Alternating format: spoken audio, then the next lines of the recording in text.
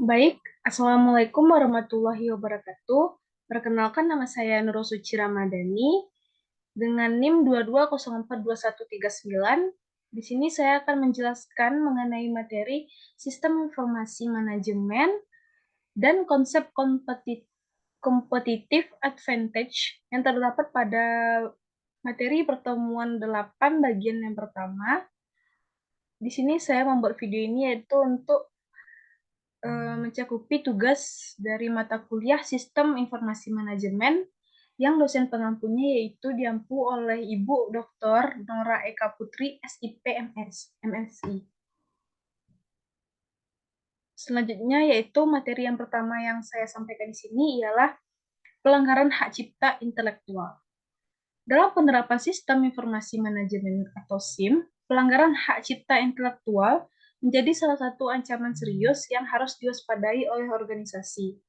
Pelanggaran ini dapat terjadi dalam berbagai bentuk, seperti pencurian kekayaan intelektual milik organisasi, pendistribusian ilegal konten berhak cipta, penggunaan perangkat lunak bajakan, atau bahkan plagiasi karya intelektual.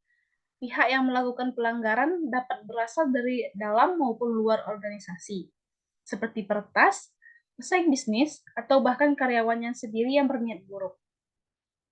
Pelanggaran hak cipta intelektual dalam SIM dapat berdampak serius bagi organisasi seperti kerugian finansial yang signifikan, kehilangan keunggulan kompetitif, dan risiko tuntutan hukum.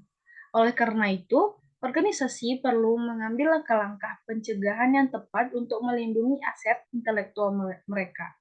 Langkah-langkah tersebut meliputi dalam penerapan kebijakan keamanan informasi yang tegas, memberikan pelatihan kepada karyawan tentang pentingnya menghormati hak cipta intelektual, mengimplementasikan kontrol akses dan enkripsi yang kuat, melakukan dan pemantauan kegiatan sistem secara berkala, serta memastikan seluruh perangkat lunak yang digunakan telah dilisensikan secara sah dengan mengambil langkah-langkah pencegahan yang komprehensif dan membangun budaya penghormatan terhadap hak cipta intelektual di dalam organisasi, pelanggaran dapat diminimalisir dan organisasi dapat menghindari konsekuensi hukum serta finansial yang merugikan.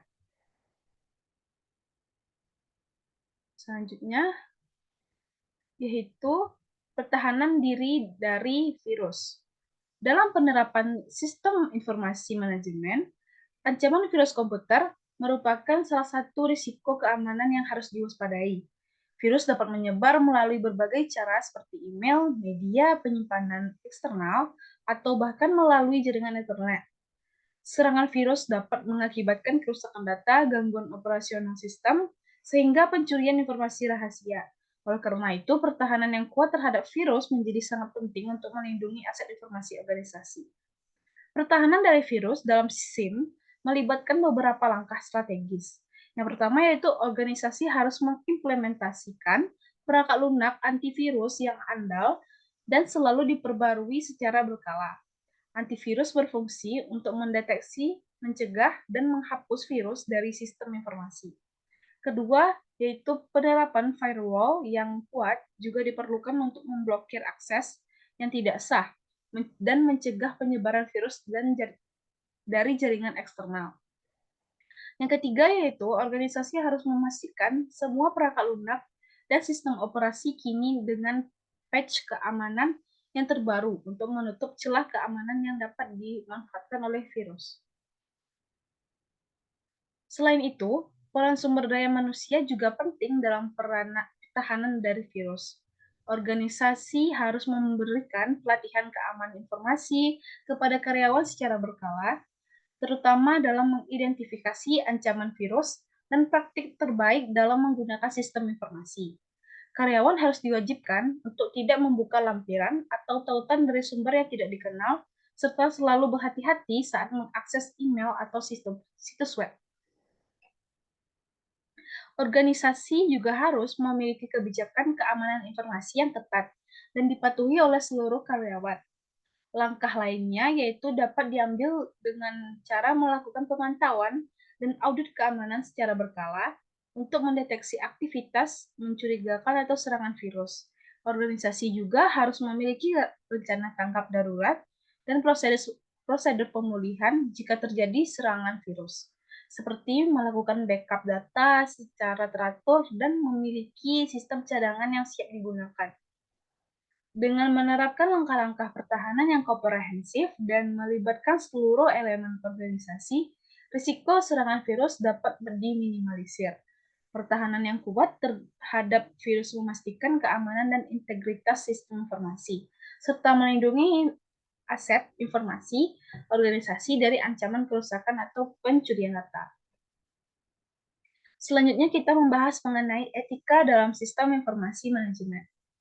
Etika dalam sistem informasi manajemen menjadi sangat penting untuk memastikan bahwa penggunaan teknologi informasi yang menggunakan yang teknologi informasi yang bertanggung jawab, menghindari penyalahgunaan, serta melindungi privasi dan keamanan informasi. Berikut penjelasannya. Yang pertama yaitu privasi dan kerahasiaan informasi. Organisasi harus menghormati privasi dan kerahasiaan informasi, terutama data pribadi dan rahasia. Ini melibatkan penerapan kontrol akses yang ketat, enkripsi data, dan kebijakan keamanan informasi yang jelas. Kedua, kejujuran dan integritas. Karyawan harus jujur dan memiliki integritas dalam menggunakan sistem informasi. Yang ketiga yaitu hak kekayaan intelektual.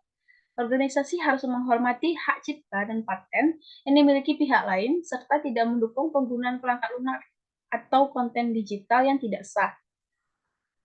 Selain itu, organisasi juga harus melindungi kekayaan intelektual miliknya sendiri dari pencurian atau penyalahgunaan.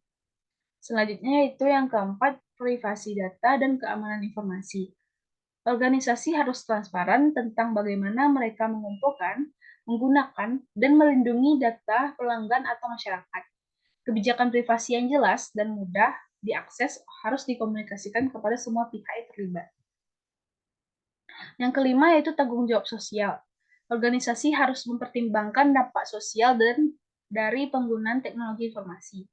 Mereka harus memastikan bahwa sistem informasi tidak digunakan untuk melanggar hak asasi manusia, mendiskriminasi, atau merusak lingkungan. Yang keenam yaitu pelatihan dan komunikasi. Penerapan etika dalam SIM membutuhkan pelatihan dan komunikasi yang efektif kepada seluruh karyawan, dan mereka harus memahami nilai-nilai etika, kebijakan, dan konsekuensi dari pelanggaran. Yang terakhir yaitu penegakan kebijakan. Organisasi harus menegakkan kebijakan etika secara konsisten dan memberikan sanksi yang tepat bagi pelanggaran. Hal ini membangun budaya etika yang kuat dalam organisasi.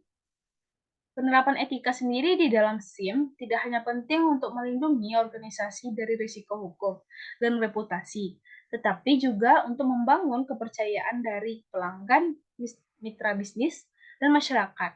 Dengan menerapkan etika yang ketat, organisasi dapat memastikan penggunaan teknologi informasi yang bertanggung jawab dan berkelanjutan. Baik, sekian materi yang dapat saya sampaikan pada materi pertemuan ke-8 bagian pertama ini.